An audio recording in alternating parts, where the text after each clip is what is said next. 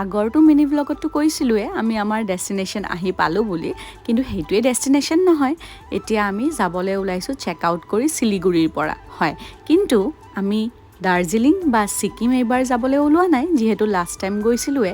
এইবাৰ আমি অকণমান বেলেগ জেগাত আহিছোঁ, ৰোড ট্ৰিপ হিচাপে অকণমান দীঘলীয়া এটা ট্যুৰ লৈছোঁ।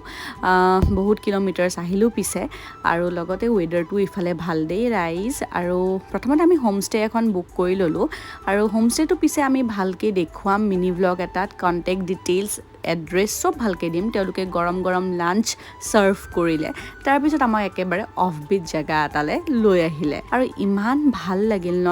এওঁ অনাৰ হয় হোমষ্টেখনৰ, তেওঁৱে ধুনীয়াকৈ আমাক লৈ আহিলে ফুৰাবলৈ। তেওঁলোকে কেতিয়াবা কাটা মেলা হ'লে কি কি পাত ব্যৱহাৰ কৰে সেইবোৰো আমাক দেখুৱাই লৈ গৈ আছিল। সন্ধিয়া পিছে একেবাৰে পকৰি আৰু চাহ খালোঁ। ৰাতিৰ ডিনাৰত বহুত কিবা কিবি আছিল, তাৰ মাজত দীপিকা পাডুকনৰ ফেভৰেট ডিছ এটাও আছিল, ইমাদাটছি।